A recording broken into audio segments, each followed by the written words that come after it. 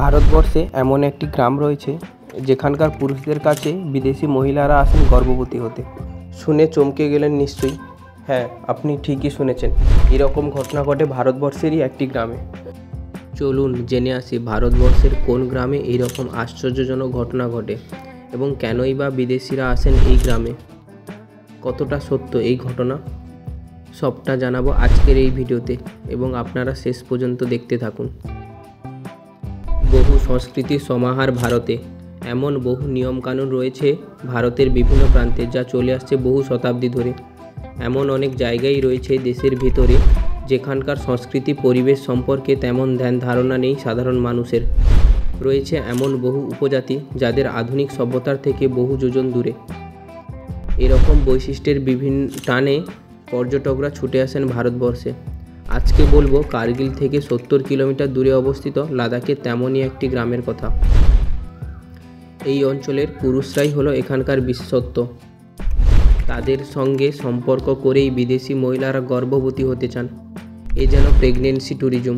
অবাক হচ্ছেন? সত্যি করেই এমন ঘটনা লাদাখের এই ছোট্ট পাহাড়ি উপত্যকা গ্রামে ঘটেছে। এখানকার নাম আর্য উপত্যকা। সম্প্রতি এই এলাকা বিদেশি মহিলাদের কাছে ব্যাপকভাবে জনপ্রিয় হয়ে উঠেছে। পর্যটনের বাজারে নতুন নাম এই প্রেগনেন্সি ট্যুরিজম। এই অঞ্চলে জনপ্রিয়তাও নাকি বাড়ছে হু হু করে।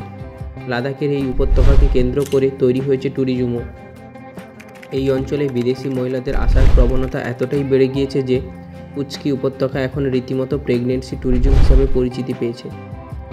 ইতিহাসের পাল্টা উল্টালে জানা যায় পুরুর কাছে পরাজিত হয়ে ভারতে যখন ফিরে আসেন আলেকজান্ডার দ্য গ্রেট, তখন তার সেনাবাহিনীর কিছু লোকজন এই গ্রামেই রয়ে গিয়েছিলেন। যে গ্রামে তারা থাকতেন সেই গ্রামের নাম হয়ে গেল আরিয়ান ভ্যালি বা আর্য উপত্যকা।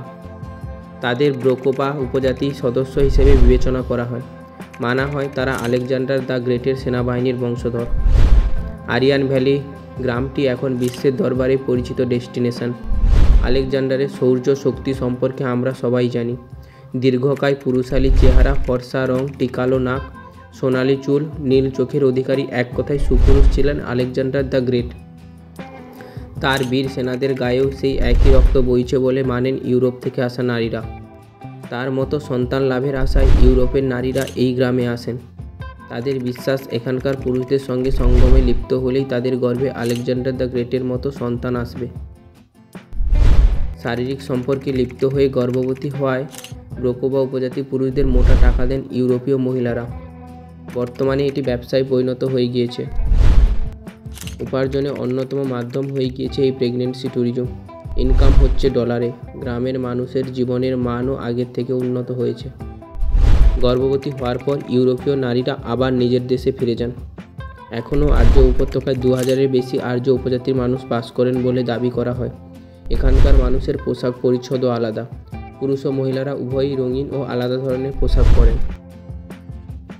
তাহলে আপনি কি জানতেন ভারতবর্ষে লুকিয়ে থাকা এই অজানা তথ্যটি? কেমন লাগলো আজকের এই তথ্যটি জেনে? এই তথ্যটি শুনে আপনার কি মতামত অবশ্যই কমেন্টে জানাবেন এবং ভালো লাগলে লাইক, কমেন্ট এবং শেয়ার করবেন। এরকম আরও নিত্য নতুন তথ্য পেতে আমাদের channel know the unknown fact YouTube থেকে দেখে থাকলে সাবস্ক্রাইব করবেন এবং ফেসবুক থেকে দেখে থাকলে পেজটিকে ফলো করে যাবেন। আজ আসি, দেখা হবে নতুন আরও একটি ভিডিওতে।